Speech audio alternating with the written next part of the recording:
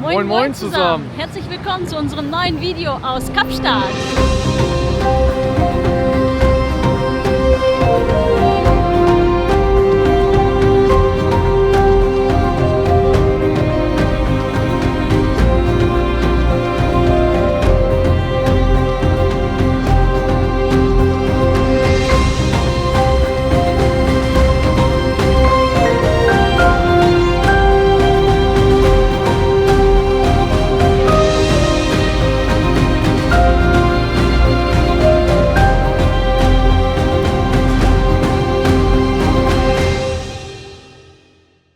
Man sieht schon hier schön in Jacke, Ja, weil mal es wieder. es ist ein bisschen kalt. Wer hätte das gedacht? In naja, Südafrika. gut. Kann man sich schon denken, weil es ist jetzt gerade Winter Ah, und ja, Juni, Juli, August, das sind so hier die Wintermonate. Genau. Das sind also auch Juli mit eigentlich der kälteste Monat. Und da sind wir natürlich gerade. Das lassen wir uns nicht entgehen, hier auch mal die, Zu Kälte, frieren. die Kälte zu erleben. Warum auch nicht? Aber es ist so 18 Grad, es ist Innenraumtemperatur tagsüber. tagsüber und ja, abends dann, oder nachts ein bisschen kälter. Richtig. Das ist dann schon, Harter Tobak. schon ein bisschen kalt, muss ich sagen. So, also von daher wäre es halt gut, auch tagsüber, wenn man vielleicht nochmal einen Pulli mehr hat. So, deswegen gehen wir gleich erstmal ein bisschen shoppen, holen uns nochmal das ein oder andere und dann erkunden wir hier natürlich die Gegend. Da gibt es einige Eisläden auch, also sehen wirklich sehr, sehr gut aus. Ja, Eisdielen. Eisdealer. Und ja, würde ich sagen, hier kann man sich auf jeden Fall gut den Bauch vollschlagen. Also das Essen heute war auch echt top, also war richtig lecker und auch gut gewürzt, aber nicht zu sehr. Also es gibt auch also eine Vielzahl an Restaurants habe ich gesehen. Also es gibt Cafés. Ja. also Sea Point ist richtig gut, richtig gute Gegend. So, jetzt sind wir hier an unserer Anlage. Da hinten sieht man es. Und ja, jetzt müssen wir mal gucken, dass wir hier reinkommen. Das ist nämlich doppelt gesichert. Mal schauen. Jetzt haben wir hier so einen Chip. Den muss ich hier einmal anhalten. Jetzt erstmal Tor 1 geht auf. Und genau, da ist das zweite Tor. Richtig hier mit Elektrozaun. Dann geht das hier so für Fußgänger geht das so auf. Ja, und da oben ist dann schon unser Apartment, was wir gemietet haben. Jetzt hier die nächste Tür. Auch da wieder alles nur mit so einem Remote oder mit so einem Chip. Ja, ist ja alles so ein Thema Sicherheit in Kapstadt. Aber Sea Point ist auf jeden Fall, also gilt als sicher. Also kann man auch abends wohl raus. Gut, würde ich sagen, zeigen wir mal das Apartment und gucken danach mal, wie es weitergeht.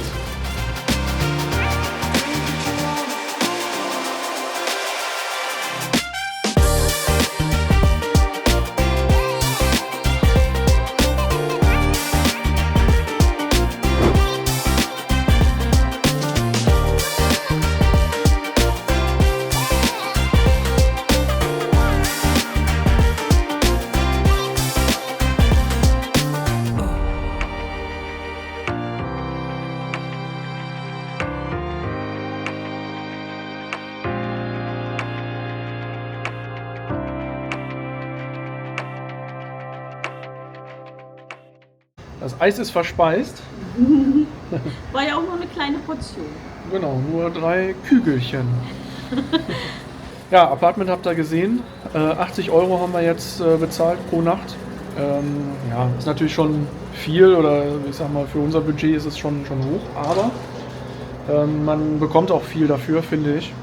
Ja, ne, finden genau. wir. Also wir haben ja 2 Schlafzimmer, 2 Bäder, Ja. ein richtig großes Wohnzimmer mit einem riesenlangen Esstisch, Ja. in der Küche Waschmaschine, Trockner, Spülmaschine, Backofen, Mikrowelle, großen Kühlschrank mit Eiswaren. Cut! Mach Schluss! Wir sind jetzt nochmal unterwegs hier mit dem Auto, fahren zur V&A Waterfront. Und ja, da gibt es ein großes Einkaufszentrum und Hafen etc. Viele Restaurants. gefahren wird links. Wir sind hier im Linksverkehr unterwegs. Es gelten die ganz normalen Verkehrsregeln. Also bei einer roten Ampel wird in der Regel angehalten hier. Und also zumindest jetzt hier in den Gebieten auf jeden Fall. Und ja, also es ist halt sonst normaler Großstadtverkehr, sag ich mal. Mehrspurig, Kreisel. Also wenn ihr noch nicht gewohnt seid im Linksverkehr, ja, ruhig außerhalb mal versuchen, sage ich mal so. Ansonsten findet man eigentlich auch relativ schnell rein, so vom Ding her.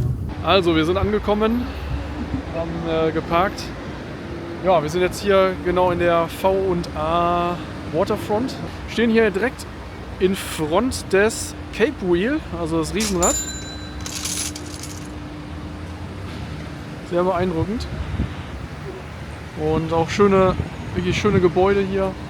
Hier vorne haben wir direkt eine große Einkaufsmeile. Da gehen wir gleich mal rein.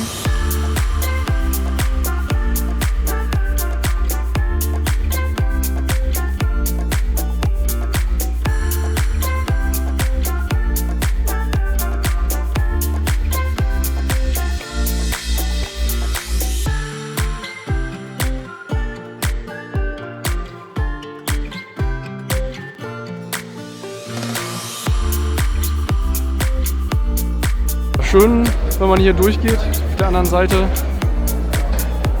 kann man direkt hier in den Hafen gucken. Ein paar Bötchen. Ja, wir sind wieder zurück und haben nicht nur jeweils ein Pulli bekommen, sondern auch, schaut mal, was wir gefunden haben, ein Heizlüfter. 2000 Watt, also damit kriegen wir hier auch das Apartment warm und auch die nächsten Unterkünfte. Damit müssen wir auf jeden Fall nicht mehr frieren. Super Sache, also ein voller Erfolg heute. Und ja, dann geht es morgen weiter. Ja, moin.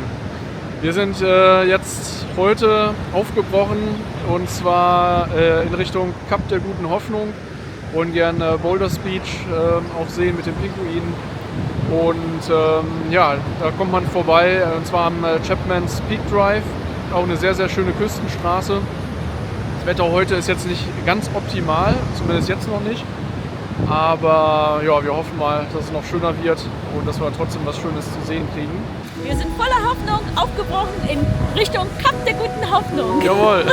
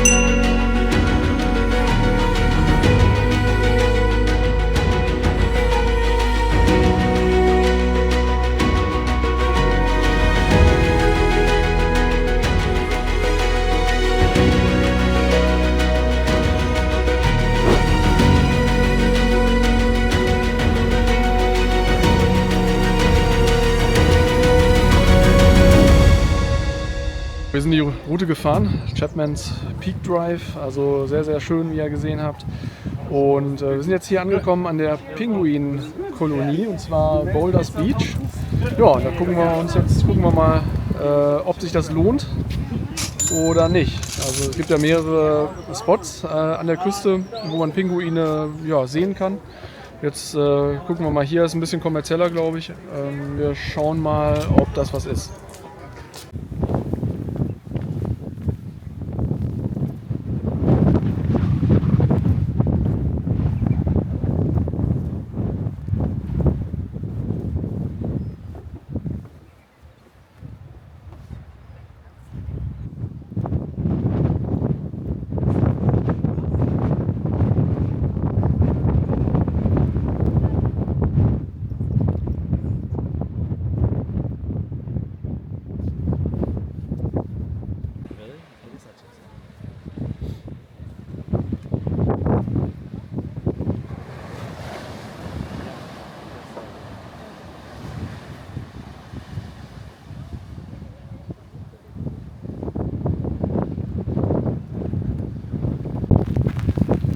So, der Regen hat uns überrascht. Ja, verdammt. Naja, gut. Ja, genau. Also hier sind so, ihr seht das ja hier, Holzstege. Und kann man halt dem Pfad folgen. Und ja, man kommt direkt hinten an die Pinguinkolonie dran. Die brüten gerade ihre Eier zurzeit aus. Und ja, ist jetzt kein großes Areal, also kommt man schnell hin. Das sind nur keine Ahnung, 3 Minuten Fußweg. Und Eintritt liegt bei 215 Rand pro Person. Man muss um den Europreis zu bekommen, muss man immer durch 20 rechnen, also sind ungefähr 10 Euro pro Person. Ansonsten natürlich sehr touristisch aufgezogen hier. Wir gucken mal, ob wir nicht noch irgendwie in der Gegend eine etwas natürlichere Kolonie finden oder wo man ja, wo das nicht ganz so touristisch ausgebaut ist. Können wir noch mal gucken und das zeigen wir euch dann auch noch mal.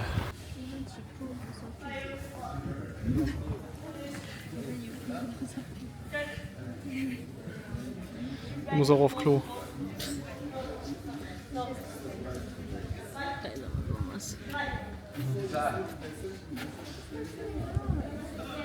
Ja, als letzte Station heute machen wir hier den St. James Beach. Da gibt es so nette bunte Häuschen hier im Hintergrund zu sehen. Und ja, ist auf jeden Fall ein schönes Fotomotiv. Und heute sind wir schon ein bisschen spät dran gewesen. Deswegen machen wir Kap der Guten Hoffnung und den Naturpark machen wir dann einfach morgen. Ja, gut. Oh, hier, ganz schön Wellen. Wunderbar. Neuer Tag, neues Glück. Heute geht's auf den Tafelberg drauf mit der Gondel. Einmal hoch und runter. Es gibt Parkplätze hier einmal an der Zufahrtsstraße. Aber es gibt auch unten gibt's auch einen Parkplatz. Ich weiß nicht, ob man es da hinten sieht. Da fährt dann auch ein kostenloser Shuttlebus hoch. Wir haben jetzt mal unser Glück versucht und sind einfach mal hochgefahren. Wir sind schon fast an der Station, also haben ein bisschen Glück. Hier stehen dann immer so selbsternannte Parkplatzwächter, wie das hier so üblich ist auch. Und ja, den drückt man halt ein paar Rand in die Hand, also irgendwie 10, 20 Rand. Und dann sind die zufrieden und dann ist gut. Ja, die Fahrt hoch kostet pro Person zurzeit 22,50 Euro, also für uns 45 Euro hoch und runter jeweils, also ein Return-Ticket. Kann man vorher online bestellen, aber man kann das auch vor Ort an der Kasse lösen, das geht auch, ist glaube ich dann ein bisschen teurer. Ja, und von daher, wir haben heute tolles Wetter, obwohl Winter ist, es ist sehr schön warm, es ist sonnig. Einfach ein tolles Wetter und das muss man natürlich sofort ausnutzen und dann mit der Gondel da hochfahren. Man kann auch hochlaufen, soll so 2,5 bis 3 Stunden dauern. Man braucht gutes Schuhwerk und man sollte am besten nicht alleine unterwegs sein, das heißt in einer kleineren oder größeren Gruppe am besten. Gut, dann würde ich sagen, kommt mal mit, dann gucken wir uns das Ganze mal an.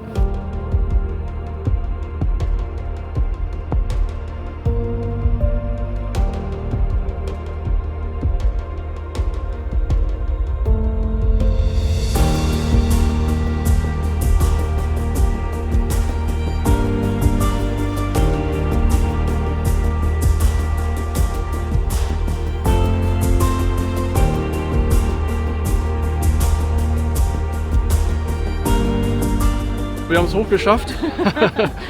Oder die Gondel hat es geschafft. Einfach atemberaubender Blick. Also in dieser Gondel, die sich 360 Grad dreht. Echt richtig cool. Sehr, sehr nice.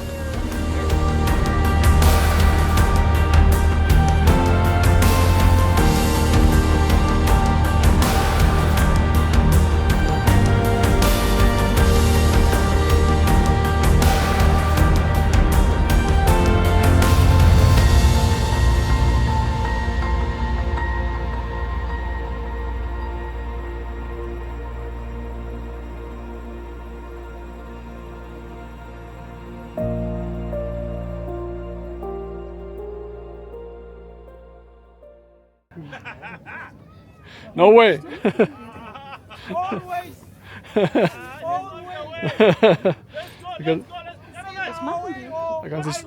Da kannst du dich abseilen. Im Ernst? Ja, ja. Ist das sicher?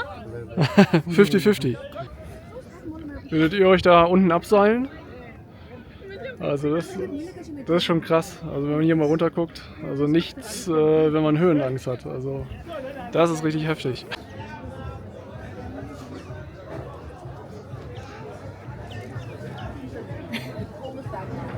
Daniela muss erstmal auf fast 1100 Meter aufsteigen, damit sie hier ein paar Vögelchen vor die Linse bekommt.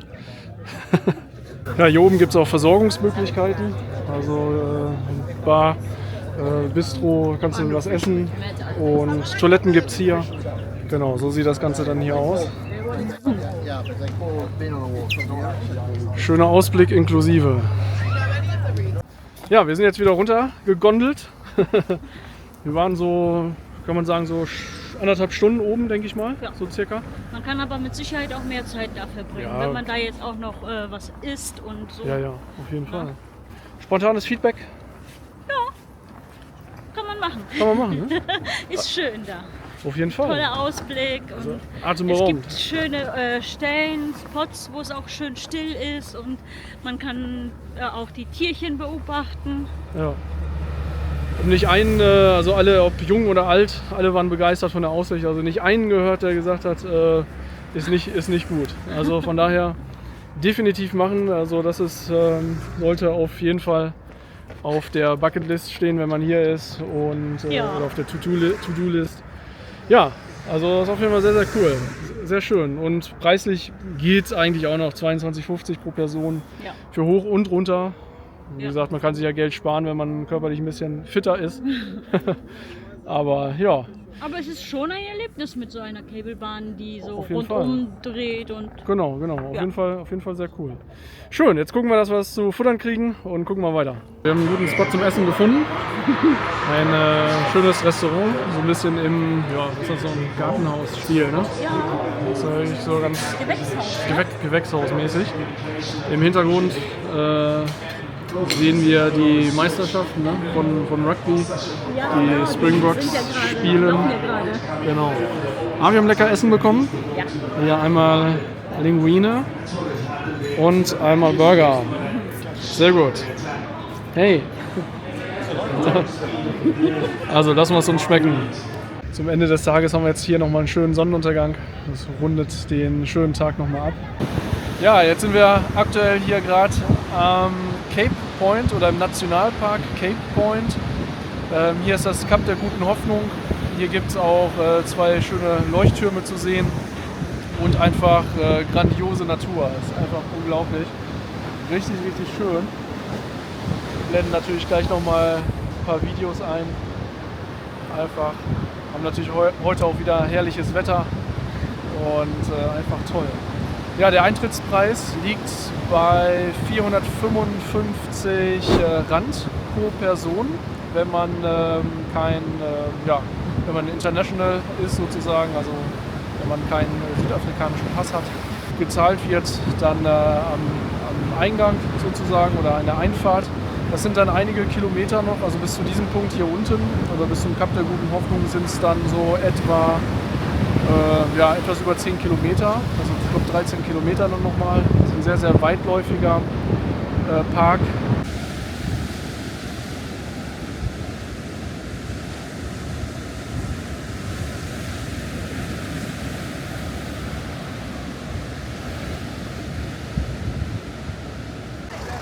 So, wir sind hier gerade am Kap der Guten Hoffnung.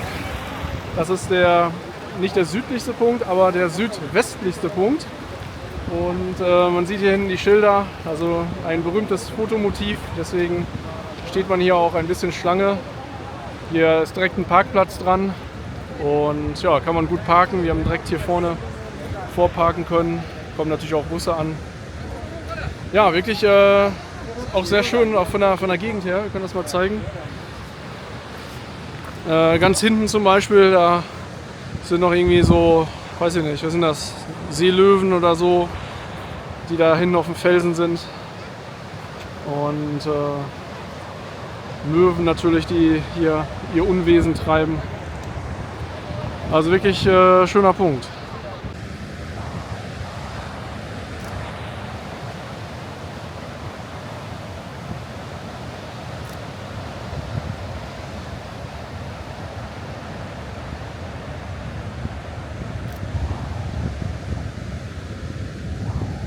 Ja, jetzt sind wir hier am Cape Point und da oben sieht man auch einen Leuchtturm. Man kann mit der Zahnradbahn, dem fliegenden Holländer, also Flying Dutchman, kann man da hochfahren. Kostet ein bisschen Gebühr. Und ja, hier gibt es auch Toiletten und ja, Souvenirshop und alles Mögliche. Hier geht es dann hoch zum Leuchtturm.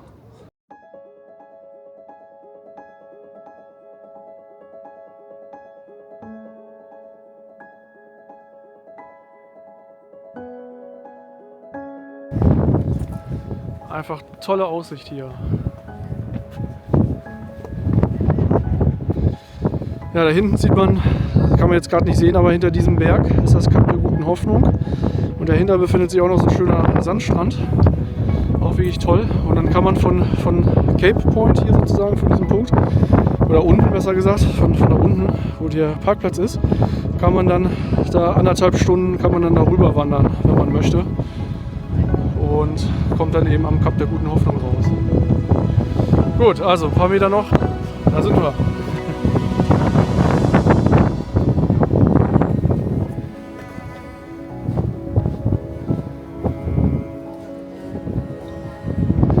Der Leuchtturm an sich jetzt nicht spektakulär, aber auf jeden Fall ein schöner Punkt. Oh ja, hier, guck mal. Hier unten kannst du jetzt richtig schönen Strand sehen.